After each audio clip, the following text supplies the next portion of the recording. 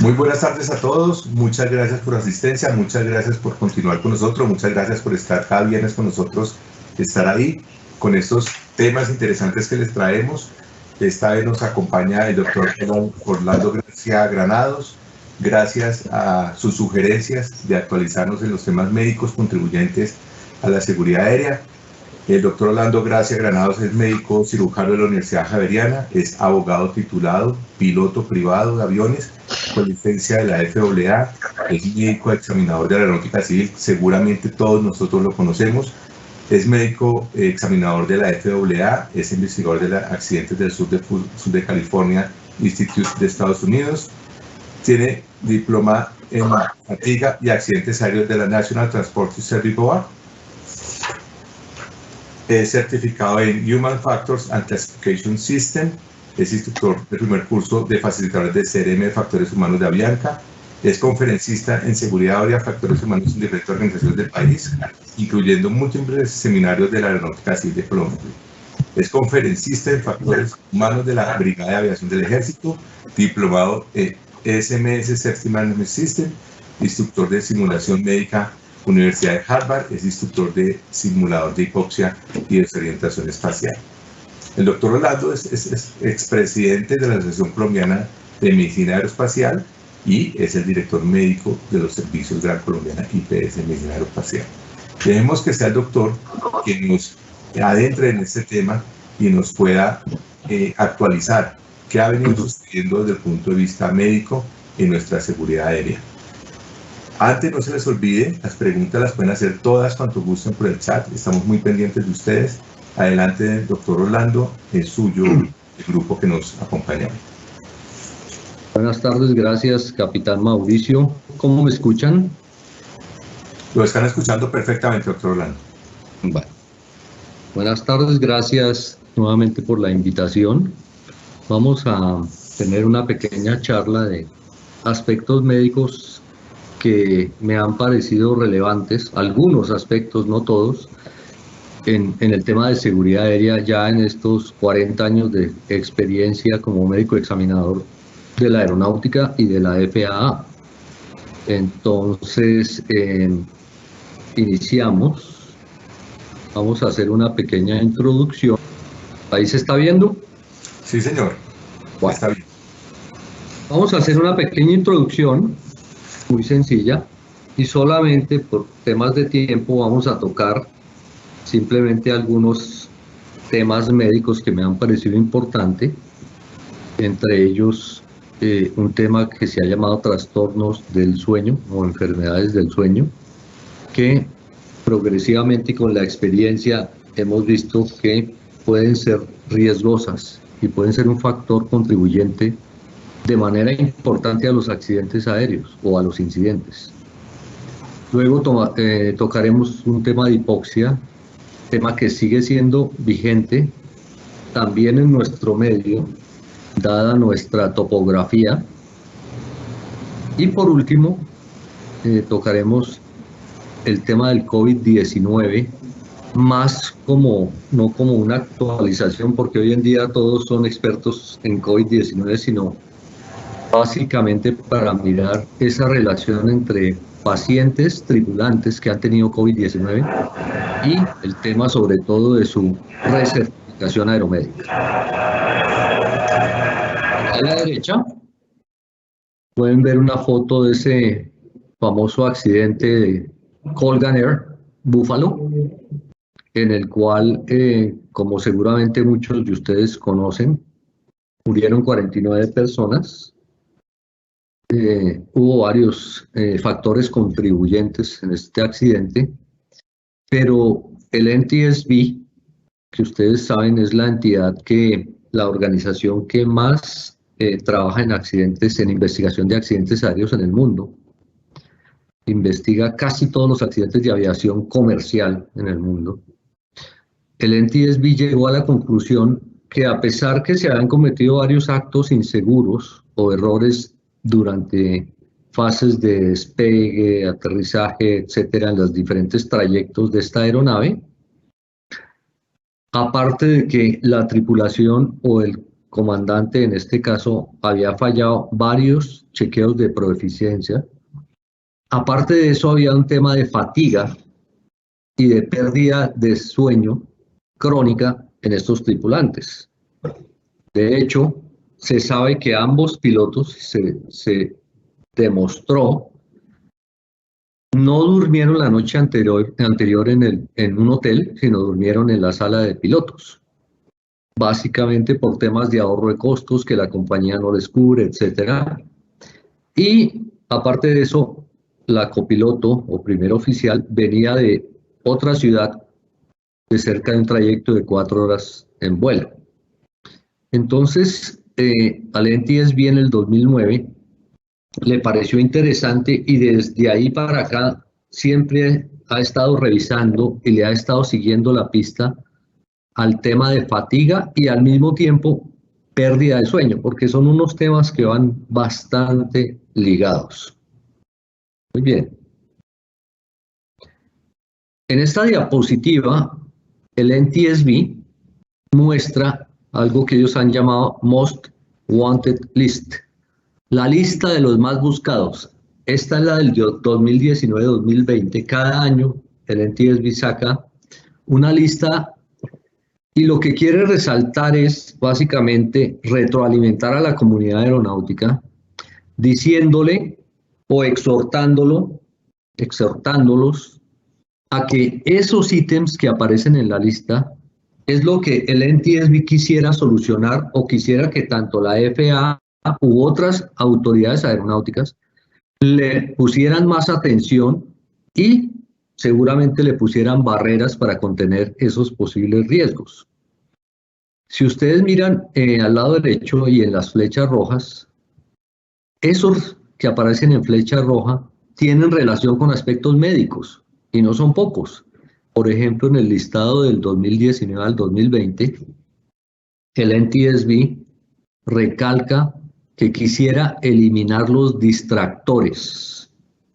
Obviamente las tripulaciones, los distractores en comunicación, los distractores en tierra, porque le parece que son un factor bastante importante en la generación de accidentes. Por otra parte, también recalca el NTSB que sigue con el tema de control de alcohol y otro tipo de drogas, no necesariamente drogas de abuso, sino muchas veces medicamentos de autoprescripción. Entre ellos, el más frecuente seguramente pueden ser los antihistamínicos. Como ustedes saben, cuando cualquier tripulante tiene algún episodio de alergia o algún episodio gripal, pues acude a los antihistamínicos que son de venta libre, pero hay algunos de primera generación, como el Benadryl y otros, que producen serias consecuencias en el desempeño de los pilotos. Y hay otros ya de segunda generación, como la loratadina y otros, que definitivamente disminuyen muchísimo el efecto sobre las tripulaciones. Pero a pesar de eso, la automedicación de estos y otros medicamentos sigue siendo un factor importante en la generación de accidentes.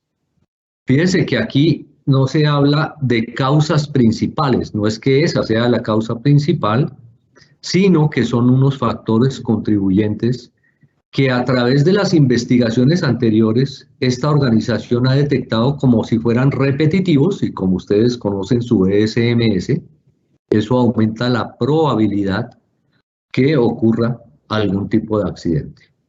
Aparte de eso, bueno, hay otros factores, ellos quieren controlar el tema de materiales peligrosos. Como ustedes saben, el NTSB investiga no solo accidentes de aviación, ellos investigan accidentes de ferrocarril, accidentes de carros, accidentes de marina y accidentes en tubos de petróleo, etc.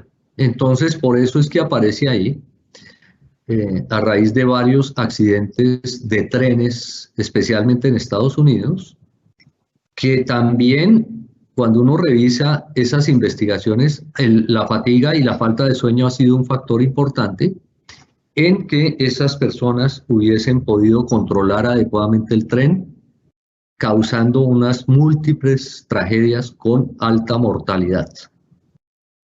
También habla de estrategias para reducir los accidentes en carretera por exceso de velocidad.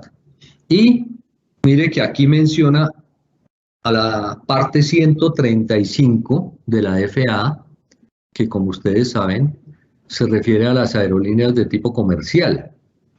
Lo que quiere decir ahí el NTSB es que a pesar de que ya tenemos una especie de SMS para fatiga y sueño, que se llama FRMS, seguramente conocido por ustedes, la implementación del mismo no ha sido fácil. Y entonces la fatiga en aviación comercial lejos todavía está de ser controlada. Pareciera que al contrario, algunas aerolíneas están aumentando ese riesgo de fatiga en tripulantes. Por eso es que aparece nuevamente, porque este tema de fatiga y sueño viene apareciendo desde el 2008, pero no ha podido ser controlado. Luego, pues bueno, habla de implementación de sistemas para evitar colisiones en autopistas y vuelve otra vez otro tema médico. Ahí está, reducción de accidentes relacionados con fatiga. Lo que les estaba contando, definitivamente no ha sido fácil controlar este tema, porque obviamente hay a veces discrepancia entre lo que la empresa quiere. La implementación, se dice que cerca del 30% de accidentes en los últimos 10 años tienen algo relacionado con este tema de fatiga. Y en la siguiente nuevamente, porque ya nos dimos cuenta que este diagnóstico o de accidentes es un riesgo altísimo para la generación de accidentes. Ahorita ya vamos a hablar un poquitico acerca de este tema. Y por último habla algo de protección, de mejorar o fortalecer la protección de los ocupantes. Bien, ahí arriba es una comunicación que apareció en el cual dos accidentes en Estados Unidos, como les digo, idénticas en el tema de fatiga.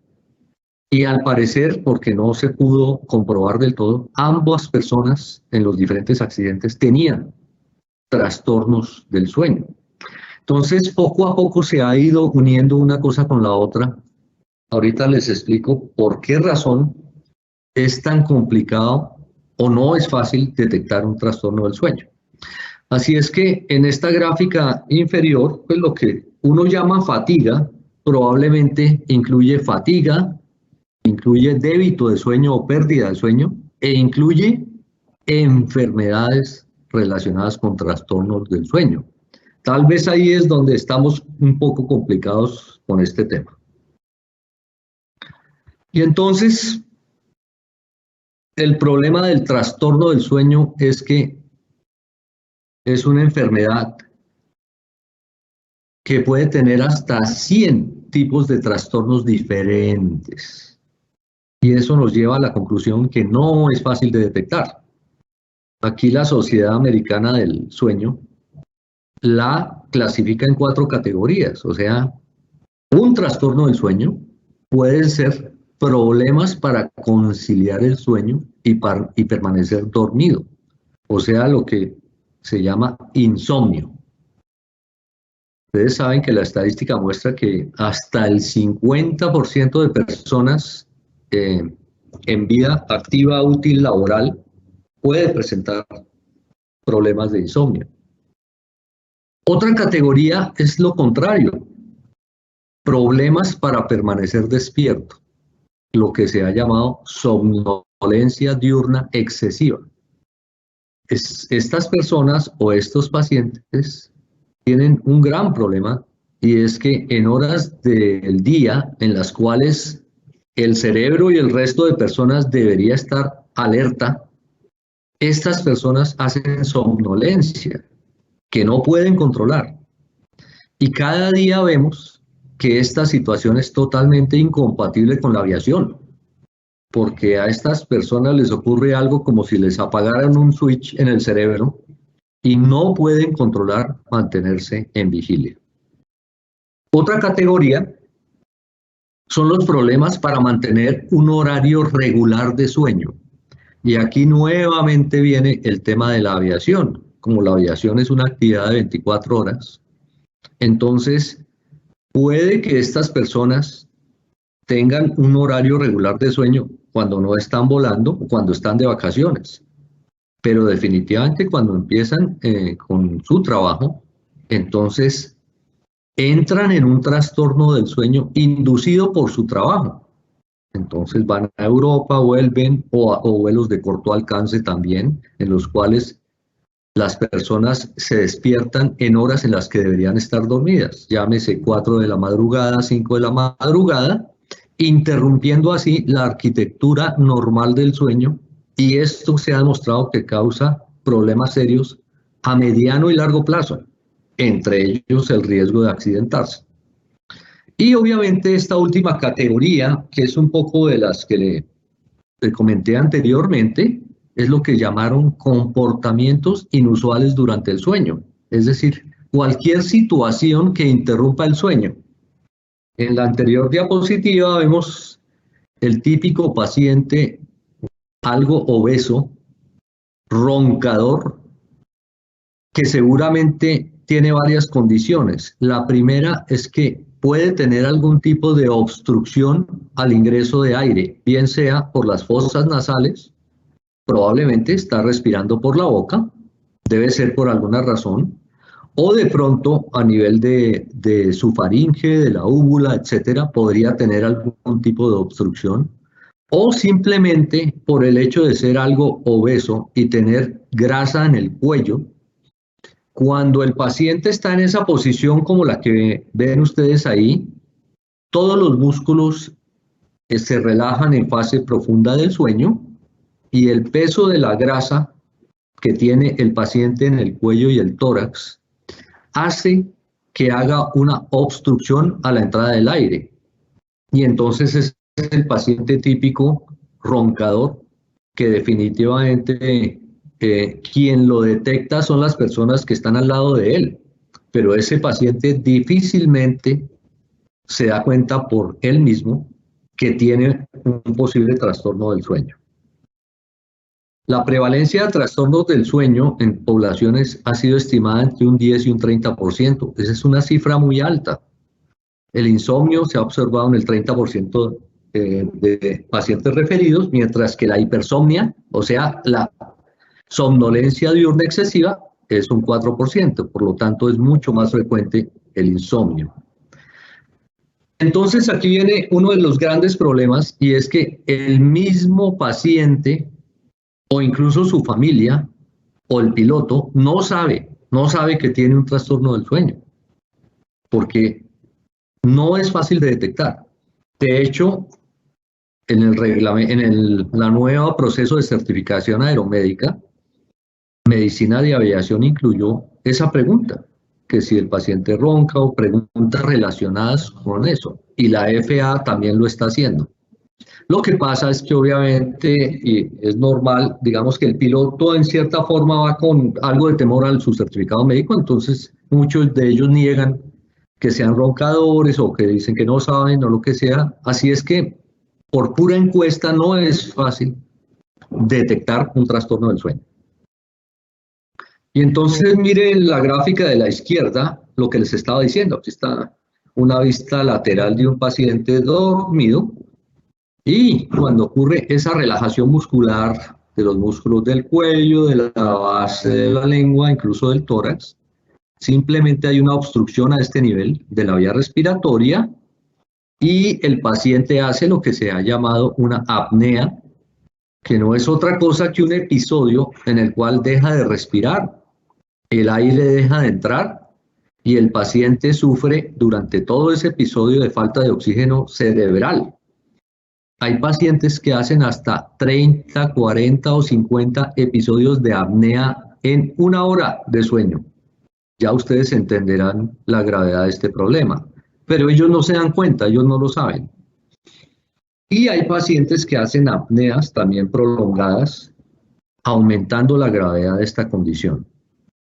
Y si usted mira a la derecha, esta es una gráfica, esto es de la FA, allá se llama OSA. Dice la FA que este trastorno del sueño puede producir aumento de la presión arterial.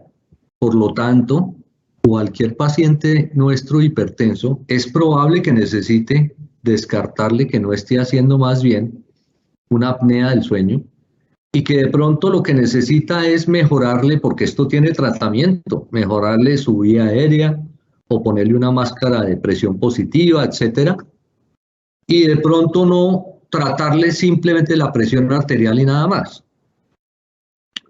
El otro problema es que estas apneas causan serios problemas en el sistema cardiovascular, entre ellos un aumento del riesgo de infarto, un aumento de accidentes cerebrovasculares y una declinación de la actividad cognitiva del individuo. Aparte de eso, se ha dicho que la diabetes tipo 2, esa del adulto, está bastante relacionada con trastornos del sueño obstructivo. Y nuevamente pasa lo mismo. Vemos al paciente que se convierte en diabético, pero probablemente no sabemos que detrás de eso hay un trastorno del sueño. Y en esta gráfica de abajo está como un resumen de todo lo que pasa o los efectos de la pérdida o disminución de la oxigenación durante la noche. Aquí lo primero que aparece es pérdida de memoria.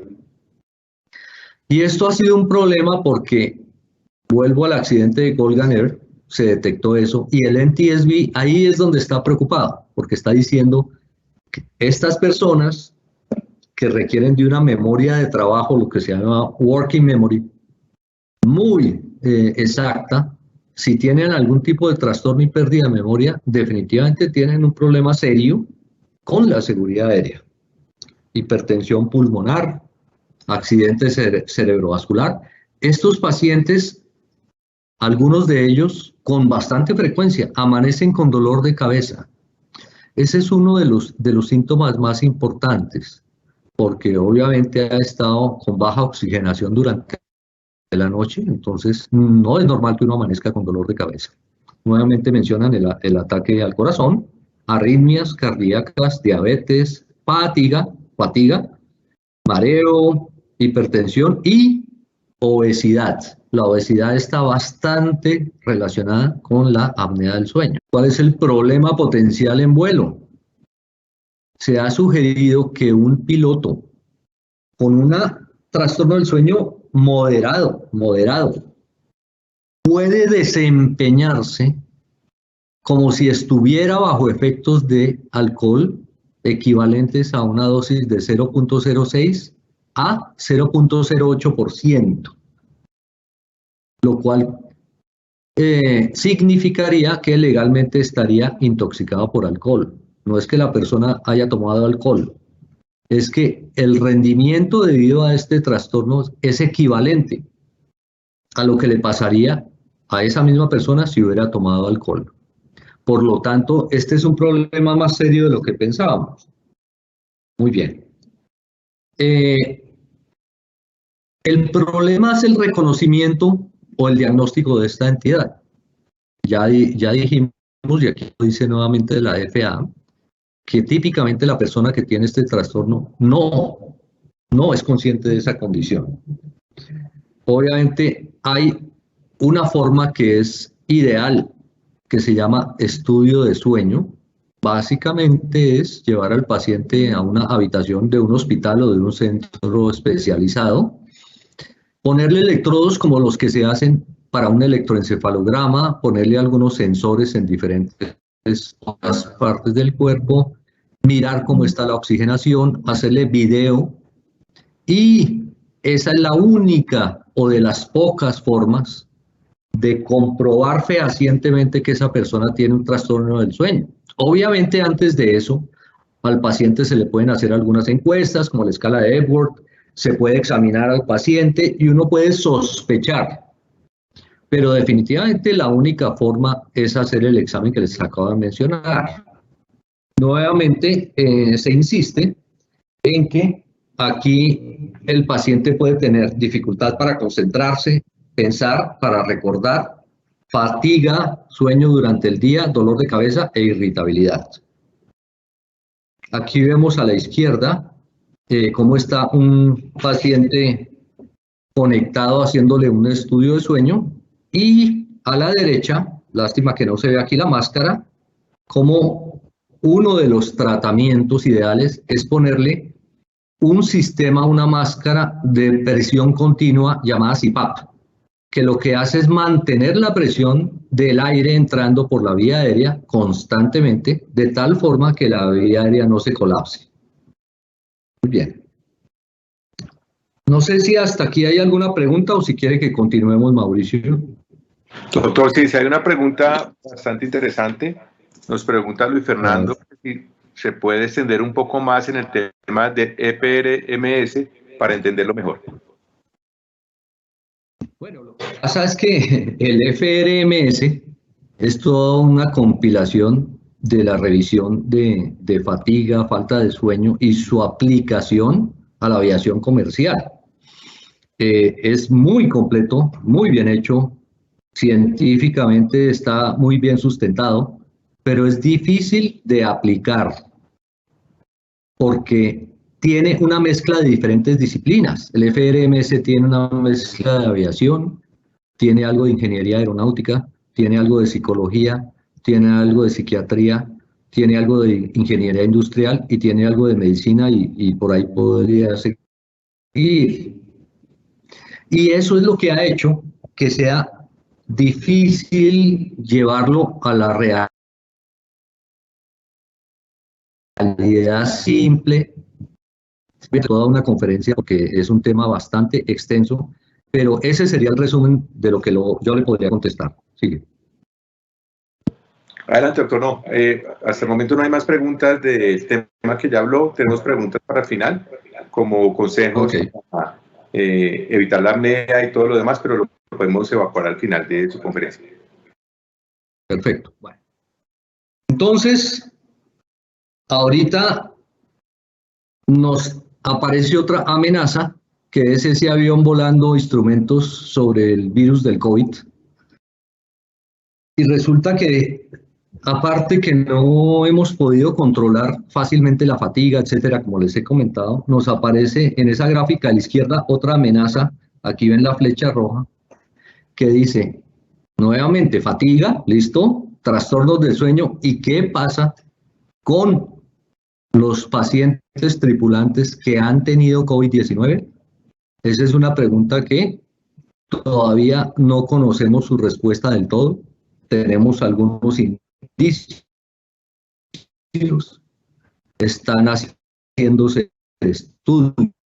El coronavirus puede dejar un grado de deterioro cerebral similar al de un paciente que ha sufrido un trauma cerebral.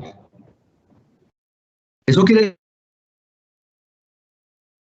decir que si ese paciente ha tenido algún daño cerebral por este virus, ese paciente va a tener unos efectos muy importantes en la memoria, en la atención, en la ejecución de funciones que no le van a permitir seguramente desempeñarse igual de bien que lo hacía antes. El problema es que nosotros poco conocemos del tema y tampoco sabemos qué hacer. Nosotros nos llegan los pacientes, estoy hablando de las aeronáuticas del mundo, etcétera. Verificamos su historia clínica, si tuvo coronavirus, miramos si estuvo en la UCI, etcétera. Y si encontramos en el examen que hacemos siempre que el paciente está bien, pues nosotros lo certificamos. La pregunta es qué hay detrás de eso y cómo lo vamos a manejar. Recuerden que hay algo que se llama long COVID, que son los efectos fisiológicos o cognitivos en cualquier parte del organismo derivados del virus, del COVID. Y también recuerden que los pacientes que han estado en una unidad de cuidado intensivo, aparte de los efectos propios del virus, tienen otros que son muy importantes, entre ellos ansiedad y síndrome de estrés postraumático, por razones obvias.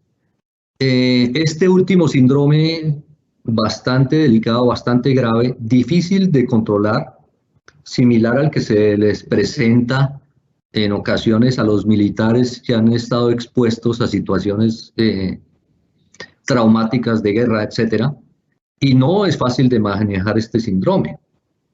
Entonces, ese es el estado en este instante, digamos, el resumen de lo que podría decirte los efectos del COVID y su impacto en las tripulaciones.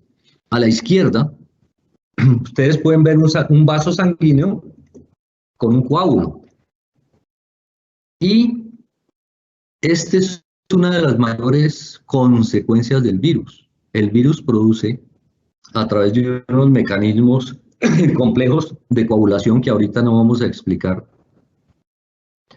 que se tapen algunas venas o incluso arterias de cualquier parte del organismo y de cualquier tamaño. Pueden ser microvascularización cerebral o puede ser arterias o venas de gran tamaño. Y como las venas están distribuidas en todas partes del organismo, la conclusión es que este virus puede producir un impacto y secuelas a mediano o largo plazo en cualquier parte del organismo. Si ustedes miran a la derecha, esta es una resonancia de pacientes, de un paciente que sufrió COVID. Y en donde les estoy mostrando, aquí, son grandes lesiones derivadas de la trombosis u obstrucción de las venas o las arterias en esas zonas. Eso quiere decir que este paciente seguramente va a quedar con unas secuelas de por vida y con esa disminución de su capacidad cognitiva. Y la pregunta es si ese paciente es un tripulante, ¿qué vamos a hacer y cómo lo vamos a manejar? Y la respuesta no la sabemos. Miren aquí en esta gráfica, como a la izquierda donde dice Neurologic, el paciente termina como con un, ahí dice FOC, como neblina cerebral, podría llamarse, traducirse de esa manera, pero la capacidad de mantener su atención completamente, obviamente sus problemas de gusto y olfato, y una inflamación del cerebro y probablemente accidentes cerebrovasculares.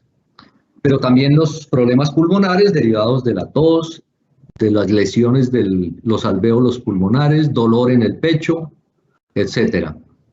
Incluso a nivel cutáneo en la piel se presentan, y todo es derivado de esa misma trombosis venosa que les acabo de mostrar. En la piel se ve ese rash eritomatoso, urticarias persistentes. Y mire esto, del lado derecho arriba, las secuelas psiquiátricas. Ya las dije, depresión, síndrome de estrés postraumático, ansiedad y aislamiento social. Nuevamente las cardiovasculares, el corazón se inflama produciendo una miocarditis, que puede ser bastante grave hasta una falla cardíaca. Y hay otras secuelas que han referido ya los pacientes y ya se han hecho estudios importantes al respecto. Pacientes que quedan con una fatiga crónica y con un dolor muscular permanente. Pacientes que quedan con un dolor en las articulaciones. Pacientes que quedan con lesiones neurológicas relacionadas con disminución de la fuerza o de la sensibilidad, por ejemplo, en las extremidades, y pacientes que quedan con una disminución de la vascularización a nivel de miembros inferiores. Como pueden ustedes ver, este no es un problema menor en un paciente. La conclusión es que tenemos que seguir volando, trabajando y conviviendo con el COVID, pero que nos falta mucho por aprender y la conclusión es que no sabemos cómo vamos a manejar este tema en tribu. Muy bien, no sé si tengan alguna pregunta hasta el momento, Mauricio, o seguimos. Sí, doctor Orlando, tenemos varias preguntas, mira, ya te las voy a leer. Nos preguntan vía anónima, ¿qué se está haciendo desde el punto de vista médico en psiquiatría para la depresión en los tiempos de encierros, muerte de familiares y amigos? ¿Han desarrollado alguna estrategia diferente a...? Bueno, o sea, esta no se refiere... Creo que es del COVID. No, parece que no. Es del COVID porque habla de encierros, muertes... muerte por COVID. Ok, ya. Bueno, medicina aviación, con medicina aviación hemos tenido varias reuniones, algunos médicos aeroespaciales también han hablado al respecto. Y digamos que existe, incluso la EASA lo tiene, un protocolo, ¿verdad?, de manejo de psicología de crisis agudas ante diferentes situaciones. En realidad no está enfocado solamente al del COVID-19. Pero esa pregunta tan interesante es uno de los aspectos que todavía no sabemos cómo vamos a manejar. Tiene razón la persona que está preguntando. Dice, bueno, si a ese piloto se le muere un familiar por COVID o por otra razón, ¿cómo es que manejamos ese paciente? Normalmente lo que hacemos es que cuando detectamos la situación y el paciente nos lo refiere, pues obviamente lo mandamos a una consulta especializada para que le dé apoyo tanto psicológico como psiquiátrico y lo ayude a elaborar el duelo. Eso es hasta ahora lo que tenemos. Pero con este grado de contaminación de COVID, seguramente casi que cada persona en su familia podría llegar a tener algún tipo de muerte cercana. Y seguramente no tenemos todavía desarrollado un protocolo exacto al respecto. Ricardo Salazar Salas y nos dice, de cara a la aeronáutica civil, ¿qué se debe hacer para reportar el COVID? ¿Crees que todo el mundo lo está reportando a la aeronáutica civil o hay alguna base de datos, algún cruce de información con las EPS y demás? A ver, lo que estamos haciendo es que en el formulario de cuando el paciente va a renovar su certificado médico, específicamente hay una casilla o varias en donde se le pregunta al paciente, primero que si ha tenido algún familiar con COVID, segundo que si él mismo ha tenido COVID y tercero que si está vacunado. Y nosotros ese es el registro que dejamos. Pero es probable que haya subregistro, por lo que les decía anteriormente, seguramente hay pilotos o tripulantes que no quieren mencionarlo, les da temor, etcétera. Pero cuando nosotros conocemos que el paciente ha tenido COVID, pues lo que hacemos es, obviamente, nuestro examen de rutina y tratando de buscar si alguna de esas lesiones que yo les he mencionado, seguramente las tiene o no. Y también si el paciente ha estado sobre todo en una unidad de cuidado intensivo, pedimos la historia clínica del paciente para mirar cómo estuvo su evolución, cómo fue su paso por la unidad, qué complicaciones tuvo, etcétera. Y de acuerdo con eso, Medicina de Aviación toma una decisión. Pero en general, el paciente post-COVID, llamémoslo post-COVID leve a moderado sin hospitalización, nosotros lo que hacemos es probablemente pedir la historia si se requiere, hacerle el examen de rutina, interrogarle sus antecedentes, mirar qué síntomas tiene y si no encontramos nada, certificarlo. Pero siempre queda ahí ese velo de duda que con lo que hemos visto decimos, bueno, no sabemos a mediano o largo plazo qué vaya a pasar con esa persona. Ahí se requiere seguramente un compromiso de autocuidado de parte del mismo tripulante o de pronto de su entorno, sus instructores, etcétera, que detecten algo diferente para que nos den algunas luces para saber si ese paciente tiene alguna secuela a largo plazo, ¿sí? Gracias, doctor Orlando, muchas gracias. Nos pregunta Gael, ¿un piloto hasta qué edad debería volar? ¿De acuerdo a su estado físico, a su chequeo médico o a qué criterio? Sí. Las aeronáuticas en general, incluyendo la aeronáutica civil, dice que un piloto de transporte de línea puede tener certificado hasta los 65 años se ha hecho una extensión a instructores hasta los 68 años. La FAA tiene algo parecido, pero ese piloto pasa a clase 2 y entonces en clase 2 o incluso en clase 3, en realidad no es que haya una limitante de edad, sino solamente la condición médica del paciente. En Colombia, el piloto privado puede volar, digamos, a cualquier edad, siempre y cuando cumpla con lo que dice el RAC respecto a la certificación aeromédica. Mi opinión es que si al paciente le hacemos todas las pruebas necesarias, incluso neuropsicológicas, y demuestra que está en muy buenas condiciones, mi opinión es que él debería seguir certificado.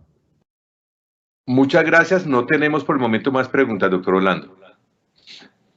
No hay más preguntas por ahora, ¿verdad? No, no hay más preguntas por ahora. Bueno, seguimos entonces y pasamos nuevamente al tercer tema. Y es un tema que a veces dejamos un poco de lado, pero que siempre sigue y seguirá vigente, y es el tema de la hipoxia. Pues yo no voy a hablar ahorita de ese tema. He recibido algún tipo de información y cursos de fisiología de vuelo en donde les explican qué ocurre con esa disminución de oxígeno, etcétera. Pero ese no es el motivo de esta charla. A mí lo que me ha llamado siempre la atención es que la FAA, sobre todo, tiene una norma muy clara con respecto al oxígeno suplementario. Estoy hablando de aviación no presurizada. Y esta es que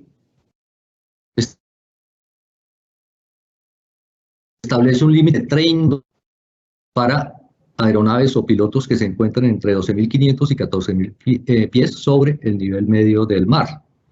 Y después de esos 30 minutos se supone que debería utilizarse oxígeno suplementario. Sin embargo, mire que al final la FAA dice que para mayor protección se recomienda el uso de oxígeno suplementario por encima de los 10.000 pies sobre el nivel medio del mar, y de noche, como ustedes saben, después de los 5.000 pies se afecta la visión nocturna por la falta de oxígeno. Utilizar oxígeno suplementario cuando se nivel del mar. ¿Qué me llama? No utilizan esta norma, vuelan por encima de 10.000 pies sin utilizar oxígeno suplementario. Me llama la atención eso. En aviación militar, seguramente estoy diciendo algo que ignoro. Incluso helicópteros de alto desempeño, pues obviamente no, hasta donde sé, ahorita alguien me ilustra, no hay oxígeno suplementario, pero esas aeronaves sí vuelan a unas alturas importantes de 12, 13 o 14.000 pies de noche. Y entonces siempre me he preguntado si el componente de hipoxia no estará presente en esos accidentes que ha habido. Esa es una duda que siempre he tenido. En Estados Unidos, pues por el tipo de topografía y la reglamentación proviene de allí, pues es un país que en su mayoría es plano, y seguramente las altitudes en las que vuelan pues son mucho menores, pero siempre me ha llamado la atención que en un país como el nuestro no le pongamos la suficiente atención al tema de hipoxia. Ahí está nuevamente lo que dice la regulación, título 14, parte 61-31, nuevamente con respecto a la utilización del oxígeno bajo esas condiciones que les estaba diciendo. Pero hay algo interesante. El CAMI, que es el Centro de Medicina de Aviación de la Fuerza de la FAA en Oklahoma, Estados Unidos, tiene unos cursos académicos de exposición a la cámara de altura, en donde se hacen no solamente las descompresiones rápidas, sino también hipoxia, incluso a altitudes de 25.000 pies, y en donde se demuestra las deficiencias visuales y cognitivas que pueden presentar los individuos. La parte interesante de esta exposición o este simulador o cámara de altura es que experimenta sus propios síntomas de hipoxia, los cuales seguramente lo dejarán marcado de por vida. Me explico. Los síntomas y signos de hipoxia varían de un individuo a otro, incluso a veces varían con la edad, con el estado físico, con el estado anímico. Mientras que a un piloto le puede dar dolor de cabeza, el otro piloto puede sentir un hormigueo en las piernas, el otro puede no sentir nada y el otro puede tener una falsa sensación de que está bien y se siente muy contento. La única forma de determinar cada cual de manera individual qué siente ante la exposición de una hipoxia es someterse a una prueba de cámara de altura. Recuerde que lo que les estaba diciendo, esos aumento de frecuencia respiratoria, dolor de cabeza, mareo, cosquilleo, sudoración, falta de coordinación, deterioro del juicio, visión en túnel y euforia, son variables de una persona a otra. En términos generales, a la persona que le dan esos síntomas, cuando se vuelve a exponer a la hipoxia, casi siempre vuelven y le dan los mismos síntomas, mientras que al otro también le da visión en túnel, también la siguiente vez le dará lo mismo. Esa es la razón por la cual se recomienda fuertemente un entrenamiento en cámara de altura. Si ustedes recuerdan, la FAA estaba recomendando esto para aviación general, aviación no presurizada, etcétera, pero a raíz del accidente del Helios, en el cual un 737 tuvo una decompresión lenta, en la cual entraron en hipoxia todos los pasajeros y tripulantes del avión, la mortalidad fue del 100%. A raíz de esto, la FAA y la EASA recomiendan que el entrenamiento en cámara de altura se extienda también a la aviación comercial presurizada. Este entrenamiento fisiológico para pilotos también ya lo tenemos en Colombia. Me parece importante mencionarles eso. Aquí en Guaymaral ya hay una cámara de altura en la cual se puede entrenar cualquier piloto civil, exponerse a la hipoxia y detectar sus propios síntomas. Me parece que es importante difundir este mensaje para personas que quieran tener este tipo de entrenamiento fisiológico. Con esto hemos terminado la charla. Capitán Mauricio, no sé si hay alguna duda o alguna pregunta. Hola, doctor Orlando. Sí, hay dos preguntas. Una nos pregunta el señor Saboyá, nos pregunta, ¿es cierto que la hipoxia, la persona que la está sufriendo no alcanza a darse cuenta o tiene algún tiempo para identificarlo?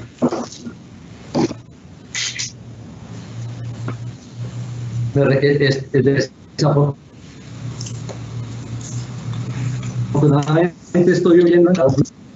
Sí, doctor Orlando, es que tienes el internet bajito, lo repito. Que sí es cierto, el señor Saboyá nos pregunta que la hipoxia, uno no se da cuenta o hay algún tiempo para identificarla. Uno no se da cuenta que la está sufriendo, supongo, es la pregunta.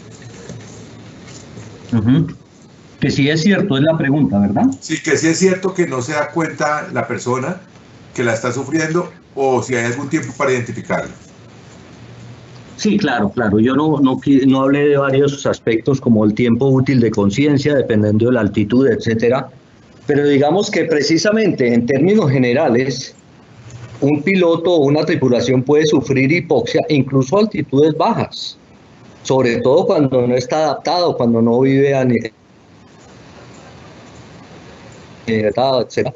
Y puede no darse cuenta, o puede que el síntoma que se le presenta como un dolor de cabeza o alguna sensación muy pequeña, él no la considere o no la relacione con la hipoxia. ¿Qué pasa? Si ese piloto se somete a la cámara de altura y lo subimos a cierta altitud, 18.000, 20.000, y experimenta sus propios síntomas, la siguiente vez o si alguna vez en su vida él va a estar en una aeronave en realidad y tiene los mismos síntomas, lo va a correlacionar inmediatamente con la hipoxia, entonces va a tomar medidas al respecto. De ahí la importancia de someterse al entrenamiento fisiológico de cámara de altura. Muchas gracias, doctor Orlando. Tenemos otra pregunta de Francisco. Nos dice, sabiendo que hay unos procedimientos de salida del aeropuerto de Guaymaral por encima de 10.000 pies, en los cuales posiblemente duramos más de 30 minutos. ¿Cree usted que desde el punto de vista médico es un error de la Autoridad Aeronáutica aprobar esos procedimientos? Pues yo acabo de decir, yo no, la FAA acá y las personas que investigan fisiología de las alturas dicen, y repito, que por encima de 5.000 pies, sobre todo de noche, pues se afecta la visión nocturna. Y que por encima de 12.000 ya la persona puede entrar en hipoxia. Pero mire que la FAA dice, ¿sabe qué? Mejor por encima de 10.000 utilice oxígeno. Así es que estoy de acuerdo con la persona que pregunta, yo no sé si llamarlo error o no, pero lo que sí quiero hacer caer en cuenta es que, y le ha dado en el punto la persona que preguntó, es por qué hay aviación en Colombia volando a esas alturas sin oxígeno suplementario. Me llama eso la atención. Muchas gracias, doctor Orlando. Y tenemos, Luna pide que le envíe el dato de la cámara de altura, que por favor, ¿en dónde está la cámara de altura? ¿Qué empresa es la que tiene la cámara de altura? Es la pregunta de Luna. ¿Dónde está la cámara de altura? Sí, esa es la pregunta. Ya, la cámara de altura la pueden averiguar en Aeroclub de Colombia, la Escuela de Aviación. Está abierta para todas las personas, porque la idea de esto es que toda persona y reciba el entrenamiento fisiológico, y eso es para beneficio de la comunidad aeronáutica. Así es que pueden preguntarlo en Aeroclub de Colombia. No tenemos más preguntas por el momento. Llegó el momento de agradecerle al doctor Orlando su participación, a todos ustedes por su asistencia. Muchas gracias por las preguntas. Muy interesante, súper interesante el tema que nos tocó hoy. Nos tuvo a todos muy pendientes. Para las personas que entraron a último momento, les decimos que vamos a colgar el video de YouTube. Y por último, dejar que el doctor Orlando se despida con una pregunta mía como panelista. ¿Qué viene a nivel de verificación médica para los pilotos, doctor Orlando? Y se despide nuestro público contestar la pregunta. Muchas gracias. ¿Me la repites? Discúlpame, qué pena. ¿Qué viene, doctor Orlando? ¿Qué viene a nivel médico para los pilotos? ¿Qué nuevas tendencias hay? ¿En qué nos debemos preparar desde el punto de vista médico? En el tema de certificación, ¿verdad? ¿Me estás preguntando? Correcto, el tema de certificación, desde el punto de vista médico. Pues precisamente el reto está en que tanto ustedes, pilotos y tripulantes, como nosotros médicos, trabajemos de manera conjunta en detectar y en tratar de prevenir accidentes ahora derivados de secuelas generadas por el COVID, porque ya vimos que la cosa vamos, así es que seguramente tenemos que trabajar mucho en eso y aprender cómo vamos a manejar esos casos. Y nuevamente lo que ha insistido el NTSB desde el 2008, no hemos podido con el tema de fatiga y no hemos podido con el tema de detección real de trastornos del sueño, porque nos basamos en encuestas, etcétera, siendo que estos son unos factores muy importantes en la generación de accidentes. Gracias, doctor Orlando. 5 en punto, despidámonos. Muchas gracias, que tengan un buen día y gracias por estar aquí. Gracias a todos por la asistencia, gracias doctor Orlando, buen día para todos.